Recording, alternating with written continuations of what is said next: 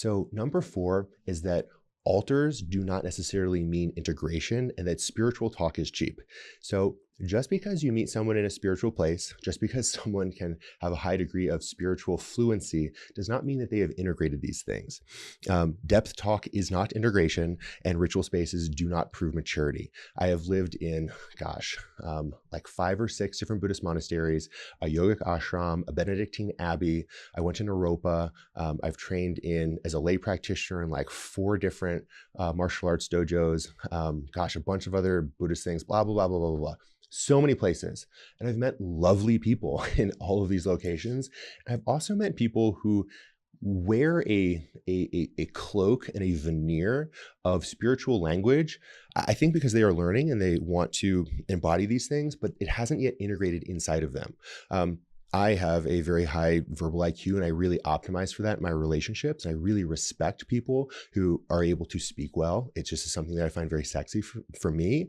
And so one of the things that I have fallen prey to is really being entranced by someone's verbal fluency in very, very, very spiritual things. And something that I've learned now is just because someone can speak to these things to a high degree does not mean that they embody them. And you need to then be able to see them. So even you're hearing me speak to these things, it's then what is it like when shit gets hard? Can Lightstone then actually do these things when the actual actions present themselves?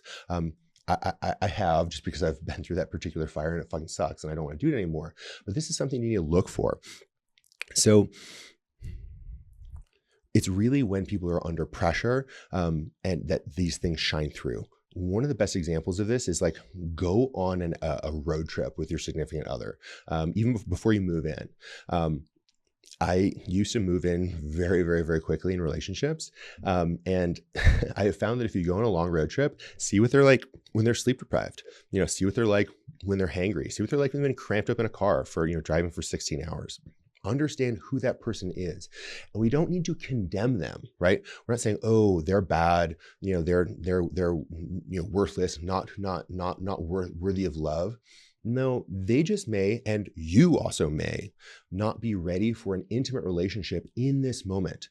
We may need to heal, and the individuals, I say we, both people in the relationship may need to heal before our proximity gets closer, also known as moving in together.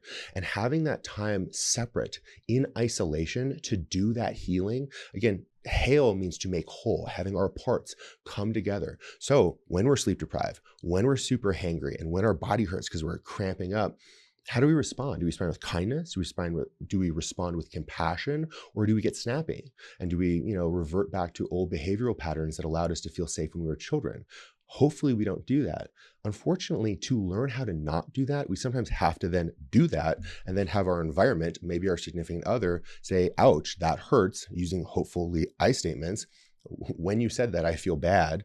But unfortunately, if both people in that relationship don't know how to do that, it can get really, really, really tricky. And again, one of the things that I encounter, and this is kind of a Boulder, Colorado thing, but also just in a lot of these spiritual communities, mysticism without consistency is really just perfume. And I find this pretty frequently, unfortunately. It's used to allure and to draw people in. I find it very disingenuous. Really see how people actually act. Like really look at them. When shit gets hard, what do? When road rage is a perfect example. When they get cut off or, someone does something really shitty to them, how do they react? Do they lash out? Do they try to destroy that person's life? Or do they try to actually meet that other situation with an open heart and a really strong sense of self to then make the world a better place? Because if you really want to look at what is the purpose of spirituality, mysticism, occultism, any of these things, is to really show it fully with heart, power, and strength to truly be generative and not destructive.